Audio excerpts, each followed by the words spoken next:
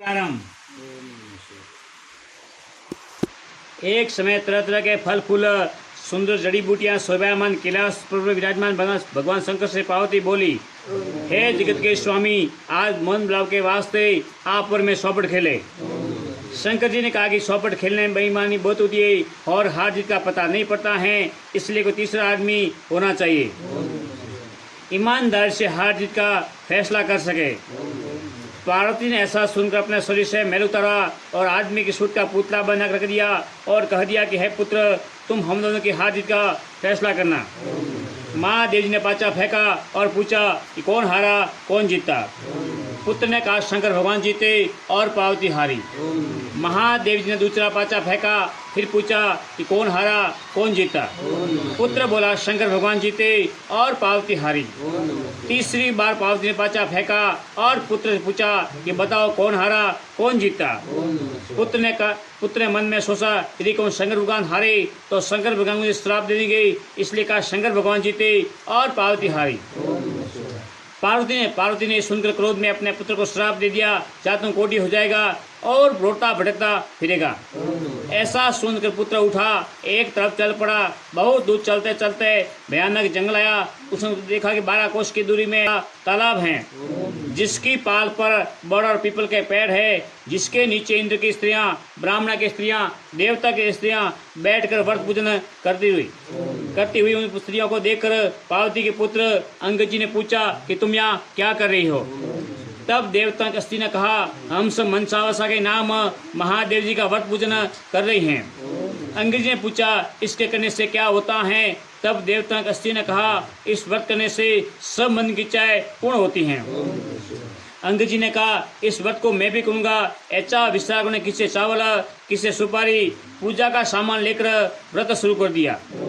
अंगद जी को देवता का स्त्री ने व्रत का सारा तरीका बता दिया कि श्रावण शुद्धि के पहले सोमवार के दिन कुंवारी कन्या डायपनी सूत्रकता डोरा करे, उस डोरे शंकर भगवान का पूजन करे और कार्तिक शुद्धि शौत तक करता रहे। कार्तिक शुद्धि शौत के उसका उजमना करे। तब 1.25 सेर घी, 1.25 सेर गुड़, 1.25 सेर आटे का सूरमा बना के 4 हिस्से बना लेवे। एक हिस्सा ब्राह्मण को, एक हिस्सा साधु को, एक हिस्सा गाय को और एक हिस्सा सबको बराबर बांट देवे। किसी को कम ज्यादा नहीं देवे। इसे बताए हुए नियम से अंगद जी को व्रत करते हुए 66 साल हो गए। इधर एक दिन अंगद जी को याद कर पार्वती ने महादेव पूछा, पुत्र के बहुत दिन हो गए हैं, कोई समाचार अभी तक नहीं आया है, कृपया कैसा व्रत बताओ जिसके करने से पुत्र मिल जावे।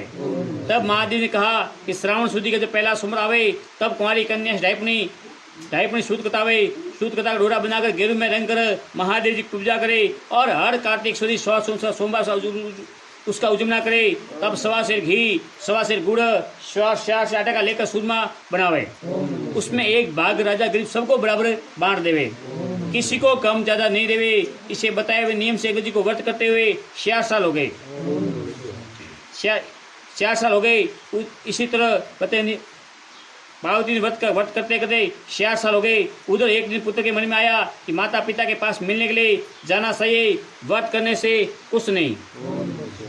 अंगद जी की दया इनसे जैसे सुंदर हो गई थी। अंगद जी माता पार्वती के पास जाकर खड़े हो गए। पुत्र को आया देख पार्वती हंसने लगी। अंगद जी देखकर पीछे हट गए। पार्वती जी ने पूछा कि पुत्र तुम पीछे क्यों हट गए। तब पुत्र ने कहा कि तुम्हें बिना बोले आने पर हंसी, इसलिए पीछे हट गया। इस पर पार्वती कहा, मैं तो तुम्हारे आने पर लेकिन व्रत के प्रभाव से हंसी हूँ, क्योंकि तुमसे मिलने के लिए मैं मनसावासा व्रत किया था। तब अंगद जी ने कहा कि मैंने भी ये व्रत किया है। पार्वती बोली, इस व्रत करने से तुम्हारा श्राप मिट गया है। मैंने व्रत किया, तुम मुझे मिल गए, अब तुम क्या चाहते हो सो कहो। पुत्र बोला, उज्जैन नगर के राज्य के ना चाहता हूँ। यह कहकर उज्जैन की तरफ चल पड़ा। उज्जैन पहुंचकर राजा रानी से मिला।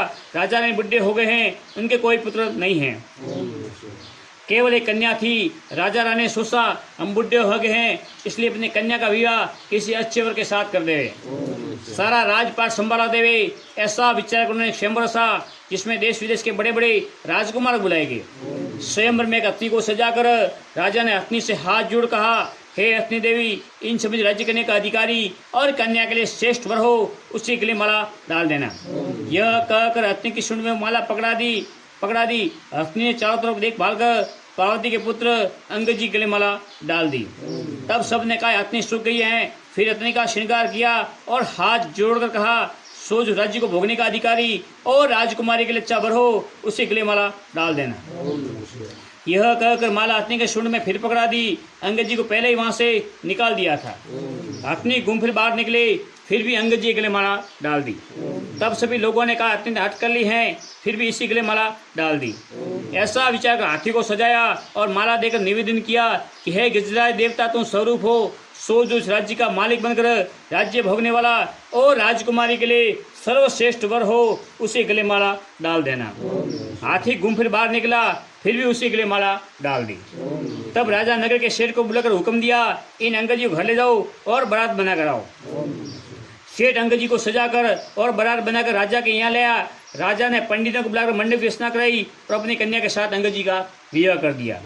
सारा राजपाट सौंप दिया, अपने खर्च के लिए श्यार गांव रख लिए। राजकुमारी और अंगद जी ने महल में प्रवेश किया। राजकुमारी ने पूछा, आपका नाम क्या है, आपकी जाति क्या है, आपके माता पिता कौन है? तब पति ने कहा, मेरा नाम अंगद है, श्री महादेव जी पावती और मेरा नाम अंगद है, श्री महादेव जी पावती दी। राजकुमारी ने कहा, श्री महादेव पावती, इस मर्त्यलोक में, इस देवलोक के देवता, इस मर्त्यलोक में तुम्हारे माता पिता कैसे हो सकते हैं? तब अंगद जी ने कहा, एक समय सुंदर फूल और वनस्पति से सुशोभित कैलाश पर्वत महादेव जी विराजमान थे। तब पावती ने महादेव सौ पर खेलने के लिए कहा। महादेव ने कहा कि हार जीत का फैसला करने वाला कोई तीसरा होना चाहिए। तब पावती ने अपने शरीर से मैल उतारकर पुत्र की सूत का पुतला बना दिया और महादेव ने उसमें जान डाल दी। तब मुझसे कहा कि हमारी चौपड़ में हार जीत गवाही देना। महादेव जी ने पाचा फेंककर मुझसे पूछा कि कौन हारा कौन जीता। मैंने कहा कि महादेव जीते और पावती हारी। इसी तरह दूसरी बार भी महादेव जीते और पावती हारी। मैंने कहा तीसरी बार पावती ने पाचा चला पूछा कि पुत्र कौन हारा कौन जीता। मैंने सोचा यदि कहूँ महादेव जी हारे और पावती जीती तो महादेव श्राप दे देंगे, इसलिए मैंने कहा कि महादेव जीते और पावती हारी। पार्वती ने सुनकर मुझे श्राप दे दिया, चाहता हूँ कोटी हो जाएगा और मारा मारा भटकता फिरेगा। पार्वती के श्राप देने पर मैं वहां चलकर एक भयानक जंगल में पहुंचा, जहां पर बड़े भारी तालाब पर खड़े बड़र का पीपल के पेड़ थे। उस स्थान पर इंद्राणी, ब्राह्मणी आदि देवता की स्त्रियां व्रत करी थी। उनके व्रत को देखकर मैंने पूछा ऐसा करने से क्या होता है। तब उन्हें व्रत का प्रभाव तथा करने की विधि बतलाई। तब मैंने किसी सुपारी किसी श्रावण मांग कर व्रत को शुरू कर दिया। श्रावण शुद्धि के पहले सोमवार के दिन कुंवारी कन्या श्रेयपुणी शुद्ध कथा का डोरी की और गेरू में रंग कर महादेव की पूजा की और कार्तिक शुद्धि शौच का विसर्जन कर सवा सेर घी, सवा सेर गुड़, सवा सेर का सुरमा कर सब बांट दिया। इसी प्रकार व्रत पूरा किया। उधर पार्वती ने महादेव पूछा कि हमारे पुत्र अंगद का कुछ पता नहीं है, बहुत समय से आया नहीं है। तब महादेव ने कहा कि वे जीवित हैं, मैं बताता हूँ उस प्रकार व्रत करो जिससे तुम्हारा पुत्र आ जाएगा। फिर व्रत का विधान बताया कि श्रावण शुद्धि के पहले सोमवार के दिन कुंवारी कन्या श्रेयपुणी शुद्ध कथा कर डोरा बनावे और उसे महादेव की पूजा करे और कार्तिक शुद्धि शौच का उज्जमन करे। सवा सेर घी, सवा सेर गुड़, सवा सेर आटा लेकर सूरमा बनावे, उनके श्यार भाग कर पहली बताई विधि को बांट देवे। इस प्रकार बताए हुए ढंग से पार्वती ने व्रत किया। इधर मैं जाकर पार्वती के पास खड़ा हो गया। पार्वती मुझे देखते ही हंस पड़ी। मैं पार्वती को हंसता देखकर पीछे हट गया। तब पार्वती ने कहा कि तुम पीछे क्यों हट गए? मैंने कहा कि तुम मेरे बिना बोले आने पर हंसी, इसलिए पीछे हट गया। पार्वती ने कहा कि मैं तो इसलिए हंसी, मनसावासा व्रत किया है, उनके प्रभाव से तुम मेरे पुत्र मुझे मिल गए। मैंने कहा कि मैंने भी ये व्रत किया है। माता पार्वती ने कहा तुम्हारे मन में क्या है, शोक हो। मैंने कहा उज्जैन नगरी की राजकुमारी और उज्जैन का राज्य मुझे मिल जाए। तब पार्वती कहा तुम्हारी इच्छा पूर्ण हो और उज्जैन नगरी का राज्य मुझे मिल गया। अंगद ने विवाहित राजकुमारी से पूछा तुम्हारे मन में क्या है, शोक हो। राजकुमारी ने कहा कि हमारे बिना गर्भवास से पुत्र होना चाहिए। तब अंगद ने कहा तुम्हारे बिना गर्भवास से पुत्र होगा, तुम मंचावाचा व्रत पहली बताई विधि से करना। यह कहकर अंगद जी वहां से चले गए। रानी ने मंचावाचा व्रत करना शुरू कर दिया। 4 वर्ष करने पर एक दिन रानी दातुन करते समय दासी को पात्र भरकर जल लाने का कहा। दासी जल लाने के क्या देखा कि सोने की पालकी में बच्चा बैठा हुआ, पैर का अंगूठा सूस रहा है। दासी ने झट से आकर रानी से कहा कि आपके पुत्र हुआ है। रानी ने कहा क्यों हमसे हंसी करते हो? दासी ने कहा कि विश्वास न हो तो चलकर देख लो। रानी ने कहा, देखा सचमुच पालने बच्चा बैठा हुआ पैर का अंगूठा सूस रहा है। रानी ने बहुत प्रसन्न होकर श्री महादेव से प्रार्थना की कि आपने पुत्र दिया है तो मैं स्तन में, इसके लिए मैं स्तन में दूध की धारा भी निकल जावे। इतना कहते स्तन में दूध की धारा छूट गई। बच्चे को स्नान कराकर दूध पिलाया। इस प्रकार बालक धीरे धीरे बड़ा होने लगा। कुछ बड़ा होने पर एक बालक अपनी माता से पूछता है कि माता मेरे पिता कौन हैं? तब माता ने कहा, अंगुजी तेरे पिता हैं तथा महादेव जी पार्वती जी तेरे दादा दादी है। तब पुत्र फूल भगत ने कहा, ये बात मर्त्यलोक में तो कोई नहीं मान सकता है। तब माता ने कहा, एक दिन महादेव जी पार्वती कैलाश पर्वत सोपड़ खेलने के लिए सोची। हार जीत का फैसला देने के लिए पार्वती ने अपने शरीर से मैल उतारकर मनुष्य का पुतला बनाया और शिव जी ने उसे जीवन डाल दिया और कहा कि तुम्हारी हार जीत का फैसला लेना। यह कहकर महादेव ने पाचा फेंका और पूछा कि कौन हारा कौन जीता। पुत्र ने कहा कि महादेव जीते और पार्वती हारी। दूसरी बार भी पाचा चलने पुत्र ने कहा कि महादेव जीते और पार्वती हारी। तीसरी बार पार्वती ने पाचा चलाया और पुत्र से पूछा कि बताओ कौन हारा कौन जीता। पुत्र ने महादेव के श्राप से डरकर कहा कि महादेव जीते और पार्वती हारी। पुत्र का यह वचन सुनकर पार्वती ने पुत्र को श्राप दे दिया, जहाँ दूर दूर भटका फिरेगा और कोढ़ी हो जाएगा। पार्वती के श्राप को सुनकर पुत्र वहां से सल के बड़े तालाब के पास पहुंचा, जहां पर बड़े भारी पीपल के पेड़ के नीचे ब्राह्मणी इंद्राणी मंचावाचा व्रत कर रही थी। पुत्र ने कहा, इस व्रत करने से क्या होता है? तो देवता कष्टी ने कहा, इससे मन की इच्छाएं पूर्ण होती हैं। पुत्र ने कहा, यह व्रत तो मैं भी करूंगा। किसे सुपारी किसे साल मांग व्रत किया। व्रत करते करते 4 वर्ष होने पर पार्वती ने महादेव पूछा कि पुत्र नहीं आया है, सो ऐसा उपाय बताओ जिससे पुत्र आवे। महादेव जी कहा कि श्रावण शुद्धि का जब पहला सोमवार आवे तब कुंवारी कन्या दैपुणी शुद्ध कथा कर महादेव जी का पूजन करे। 1.25 सेर घी, 1.25 सेर गुड़, 1.25 सेर का सूरमा कर 4 भाग कर, 1 भाग साधु को, 1 भाग ब्राह्मण को, 1 भाग गाय को, आधा खुद खावे और आधा बांट दे। इससे 4 वर्ष व्रत करने पर पुत्र आ खड़ा हो गया और पार्वती जी हंसने लगी। तब अंगद जी पीछे हट गए। पार्वती ने अंगद जी पूछा कि पुत्र तो पीछे क्यों हट गए? तब अंगद जी ने कहा कि तुम हंसी, इसने पीछे हट गया। पार्वती ने कहा कि मेरे व्रत के प्रभाव से हंसी हूँ। पुत्र ने पूछा कि तुमने कौन सा व्रत किया है? पार्वती ने कहा कि मैंने मनसावासा व्रत किया है। तब पुत्र ने कहा कि मैंने भी मनसावासा व्रत किया है। पार्वती का इस व्रत के प्रभाव से तुम्हारा श्राप मिट गया है। अब तुम्हारे मन में क्या है? शोक हो। मैं कहा उज्जैन के राज्य करना चाहता हूँ। तब माता बोली, तुम्हें उज्जैन राज्य मिल जाएगा। तेरे पिता ने बताने से मैंने व्रत किया, सो तुम बिना गर्भवास के पुत्र उत्पन्न हुए हो। इसी तरह अंगद जी और महादेव तुम्हारे बाप दादा हैं। माता ने कहा, पुत्र तुम्हारी इच्छा क्या है? शोक हो। पुत्र ने कहा, हमारे इंद्रलोक से विमान आवे जिसमें कन्या हो, उसी के साथ मेरा विवाह हो। माता ने कहा, जा तेरी इच्छा पूर्ण हो। तब पुत्र ने भी व्रत करना शुरू कर दिया। 4 वर्ष करने में एक दिन सुबह पुत्र ने देखा तो आकाश से विमान उतरा है। विमान उतरने पर राजा ने विमान के पास पहुंचकर उसका पर्दा हटाकर देखा, उसमें एक 9 वर्ष की सुंदर कन्या बैठी है। तब राजा ने ब्राह्मणों को बुलाकर साज बाज और ठाट पार के साथ उस कन्या से विवाह कर लिया। एक दिन राजा शिकार खेलने गए, शिकार नहीं मिला, रास्ता भटक गया, एक बाग में डेरा डाल दिया। राजा भूखा प्यासा व्याकुल हो रहा था। इतने में ब्राह्मण आ गए। उसने अपना पतरा दे कहा कि आज कार्तिक शुद्ध श्रौत का उजमना है। तब राजा ने कहा, ब्राह्मण देवता मुझसे भूलो ये। सो श्रौत का पूजन कराकर राजा नगर में खबर भेजी कि राजा महल से 1.25 सेर घी, 1.25 सेर गुड़, 1.25 सेर का सूरमा बनाकर भेजा जावे।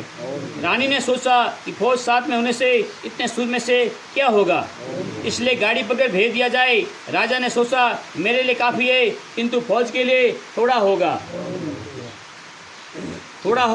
इतने में गुच्छे में भरकर महादेव को सपने में कहा राजा को सपने में कहा कि तुम अपनी रानी को निकाल दो, नहीं तो तुम्हारा राज्य नष्ट कर दूंगा।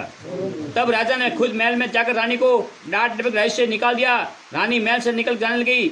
तब रास्ते में दीवान मिल गया और उसने रानी से पूछा कि आप कहाँ जाती हो। तब रानी ने सब हाल कहा। दीवान ने कहा कि राजा साहब का गुस्सा कम उन्होंने समझा लेंगे, आप मेरे घर पर चले।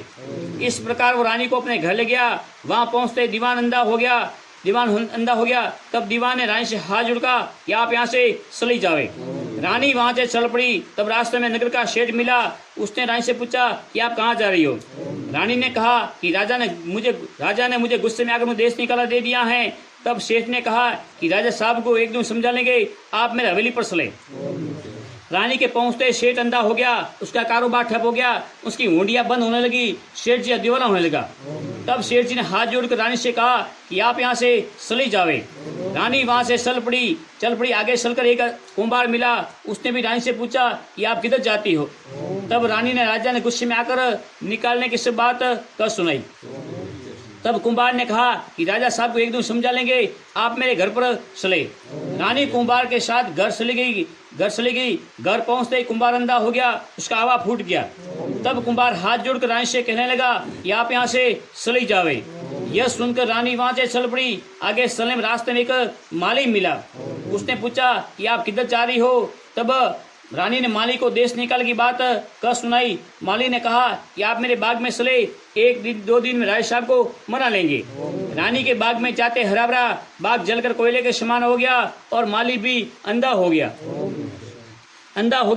तब माली ने हाथ जोड़कर रानी से विनती की कि आप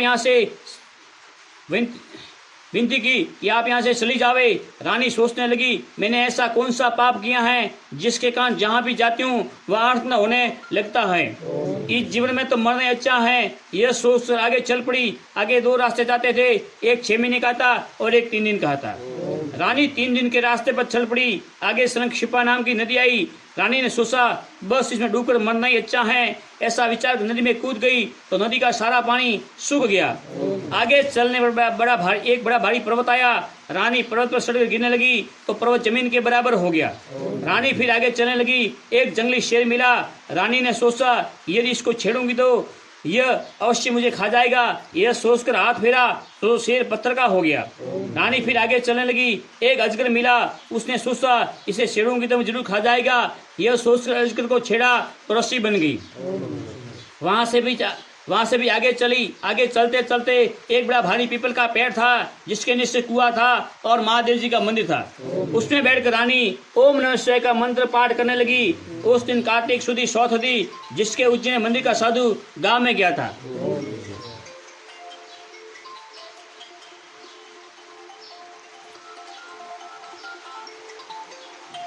हाँ,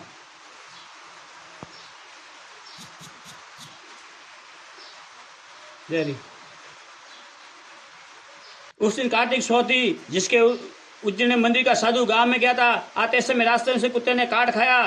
साधु ने सोचा कि मंदिर में ऐसा कौन सा पापी आ गया है जिससे मुझे कुत्ते ने काट खाया है। रानी के पास आकर साधु ने कहा कौन डाकन बैठी है। तब रानी ने कहा मैं डाकन नहीं हूँ, एक दुखी स्त्री हूँ। यदि आप मुझे धर्म की बेटी बनावे तो मैं सब अपना हाल आपको बताऊं। साधु ने कहा कि तुम मेरे धर्म की बेटी हो, सब अपना हाल कहो। रानी ने सब बातें बता दी। साधु ने रानी की बात सुनकर उसे एक लड्डू दिया और कहा कि आज कार्तिक सुदी चौथ का उजुमना है, सो राजा अधिक नहीं और गरीब को कम नहीं देना चाहिए। गरीब कम ने इसलिए 1 से लड्डू बनाए। तब रानी ने विचार किया मैंने राजा कहने में सूरमा अधिक भेजा था, इसलिए महादेव जी मुझ पर गुस्सा किया है, इसलिए मुझे दुख मिल रहा है। रानी ने साधु से कहा कि इस व्रत को मैं भी करूंगी। साधु ने कहा कि श्रावण सुदी का पहला सोमवार आवे तब व्रत की विधि बतलाऊंगा। उस दिन बीते, श्रावण सुदी आई। तब रानी ने साधु को याद दिलाई। साधु ने गांव में जाकर पूजा की सामग्री इकट्ठी की और आज ने पूजा आरंभ करी। श्रावण के पहले सोमवार के दिन कुंवारी कन्या डायपणी सूत कुताया और महादेव की पूजा की और कार्तिक सुदी चौथ का उजमना किया। 1.25 सेर घी, 1.25 सेर गुड़, 1.25 सेर का सूरमा किया और 4 भाग कर पहली बताई विधि को बांट दिया। साधु ने कहा कि महादेव के सामने ऊंट, हाथी, घोड़ा मिट्टी के बना कर रख दो और महादेव से कहना कि आप प्रसन्न हो गए हो तो सबके सब जीवित कर दो। ओम नमः शिवाय का मंत्र पाठ कर जल का छिटका देना। रानी ने ऐसा कर सबके सब जीवित हो गए। रानी ने कहा मुझे रास्ते में जो पाप हो गए हैं उनके छुटकारे का उपाय बताओ। तब साधु ने कहा कि ओम नमः शिवाय का मंत्र जाप से सारे पाप कट जाते हैं। रानी परिक्रमा कर वहां से चल पड़ी। सबसे पहले श्रभ ऋषि बन गया था, उसके पास गई और ओम नमः शिवाय का मंत्र जाप करके बोली कि श्रभ का स्वग्ना शरीर हो जावे। सो कहते श्रभ का स्वग्ना शरीर हो गया। फिर सिंह मिला, वहां पर रानी ने ओम नमः शिवाय का मंत्र जाप कर कहा जो सिंह पत्थर का हो गया था वह जीवित होकर स्वग्ने शरीर वाला बन जाए। ऐसा कहते सिंह गिरता हुआ खड़ा होकर जंगल में भाग गया। इसी तरह आगे चलकर पर्वत के सामने की वहां पर भी रानी ने ओम शिवाय का मंत्र जाप करके बोली कि पर्वत भी पहले 100 गुना होकर खड़ा हो जावे। सो कहते पर्वत भी पहले 100 गुना होकर खड़ा हो गया। आगे चलकर मंत्र जाप कहने पर नदी भी 100 गुनी होकर बहने लगी। माली का बाग भी हरा भरा हो गया। उसका अंधापन भी जाता रहा। नगर शेड के जाने उसकी घूंडियां भी चलने लगी तो आंखों से दिखाई देने लगा और लक्ष्मी का भंडार भर गया। शेठ हाथ जोड़ कहने लगा कि आपके बताने से मां लक्ष्मी का वर्षा हुई है और ठाट बाट हो गया है। सोच खुशी में नगर को भोजन कराना चाहता हूँ। सारे नगर में ढिंडोरा कराया कि किसी के सूले में धुआं नहीं कर पावे। जो किसी के सूले में धुआं हो उसे 11 रुपये का दंड होगा। सारे गांव के भोजन करके जाने लगे। यह खबर दरबार में पहुंची कि आज सोत का उजुमना है। सो जो भूखा प्यासा मिले उसे भोजन के लिए भेज दे। सारे शहर में ढिंडोरे को भूखा प्यासा नहीं मिला। एक धोबी से पता चला कि एक अंधी पे डोकरी जिसके कोड़ हो रहा है। डोकरी को लाकर स्नान कराने लगे। स्नान करते डोकरी का कोड़ झड़ने लगा। डोकरी को रानी के पास ले जाने पर रानी ने सारी कथा सुनाई। कथा सुनने स्वर्ग से एक विमान आया और डोकरी सद वैकुंठ चल गई। इस प्रकार शंकर भगवान के दर्शन से अर्चना पूजन भक्ति भाव से करने पर हर की मनोकामना पूरी होती है। शंकर भगवान की नर नारी श्रावण कार्तिक माघ महीने में श्रद्धा भक्ति भाव से पूजा करता है। वह सुंदर सुंदर भोगों को भोगने के बाद संसार के बंधनों को छूटकर मुक्ति को प्राप्त होता है। अतः मंचा वाचा वर्त कथा समाप्त।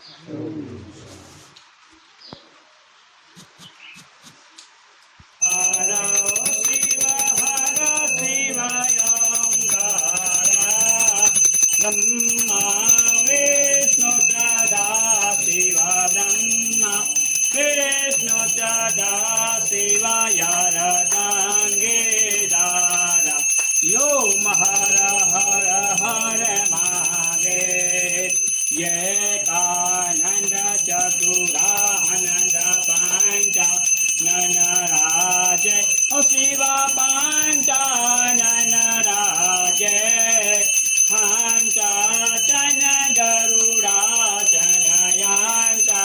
चन गरुड़ा चन वृक्षवाहन काज यो हर हर हर महादेव दोया भुज चार चतुर भुज दस भुजति सोहे शिवा दस हो जाती सोहे तीन रूपनी रखता शिवाजी रूपनी रखता त्रिभुवन मन मोह यो हर हर हर मारे यक्ष माला हवन माला रुंड माला दारी शिवा रुंड माला दारी चंदन मृग मद सोहे चंदन मृग मद सोहे बाले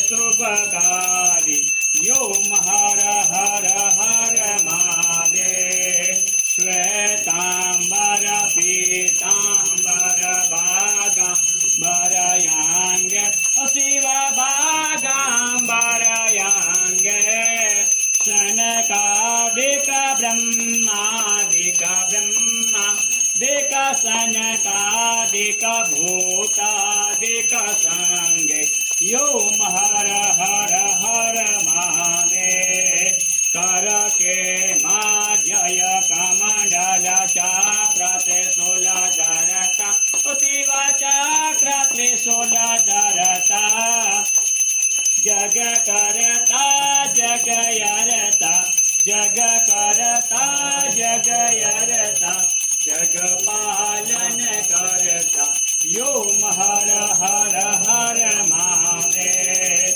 ब्रह्मा विष्णु सदा शिव जानत या विवेक शिव जानत या विवेक प्रणवाक्षर के मांझे प्रणवाक्षर के मांझे यति न है का यो हर हर हर महादेव